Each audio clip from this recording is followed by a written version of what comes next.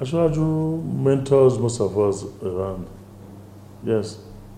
Even from Femi Gbajabiamila, Aregbesola, Governor Batunde Fashola, and lots of others.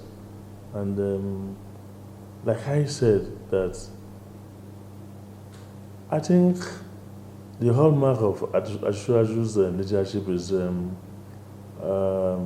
bringing private intuition into government practice. When you have a private concern, for instance, it is serious business, away from when we say it is that of the public, which of course is not owned by anybody. The various experiences is had in Deloitte, Mobile, which of course are national conglomerates, are what he had brought to bear in his public life. That you hand the public office as if it's a private business for the growth and development of the people. And I think it is the hallmark of his leadership, of his personality, is training and developing of minds of individuals. Look at what we used to have on his birthday. What do we call it? The colloquium.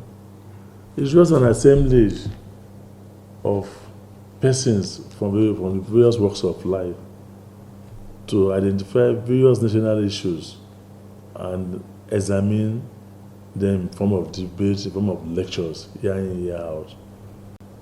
I make bold to tell you that Ashwaju already have a blueprint for this Nigerian nation and for its incidents of coming into office.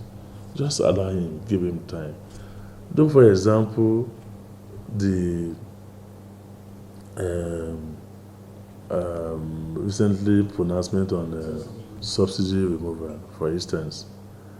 If we shone out $10 billion annually for subsidy, and Aliko Dangote is building his refinery in Lekki, the biggest in Africa, I heard, at $19 billion. Then what kind of a nation are we professing? We should just sit down and be serious about some of these things we are doing and be sincere with ourselves. And the fact remains that the subsidy itself is a mirage. It's just a round tripping to reap the poor masses. Not even the high class in the society, especially the poor masses. Achiraju is an accountant of repute and with vast experiences in economics too. And I know that whatever will seemingly look like a pain in the beginning will be for the betterment of the citizenry of the nation. And even our upcoming youth. We are already on the verge of a collapsed nation. If you make me, let's be sincere, the past administration of Buhari, the course of the nation then was incidents of bombing, insecurity, Boko Haram, what have you. And to some reasonable extent, you agree with me too, that administration was able to tame that reasonably. You know the number of bombings you have in Abuja. You know the incident of Boko Haram scattered in various parts of the northeast and what have you then. And you know where we are now, if we want to be sincere with ourselves, in all honesty. Bombing in Yanya, bombing in various parts of Abuja, even the capital city. And that was able to tame. The high point of where we have now as a nation now is our economy. And Ashwaju, as an expert in financial matters, in investment economics and so many more, would do what will be in the best interest of the Nigerian people for the betterment of our nation. That majorly is. Look at the exchange rate. It got to the extent of 1,000 naira to $1 at a time. Now we are floating between 750, 740 to.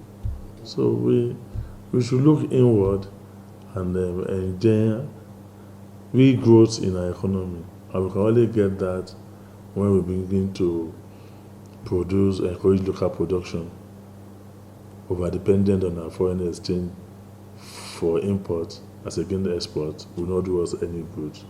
So also is the incident of this oil. There is the regulation. Let's open up the space. Let anybody can bring in the oil into the Nigerian nation. Let the market forces be determinant of. And I'm assured that by the time our railroads through are opened, an alternate mode of transportation too, the need for you to want to ride even your cars might not be necessary too.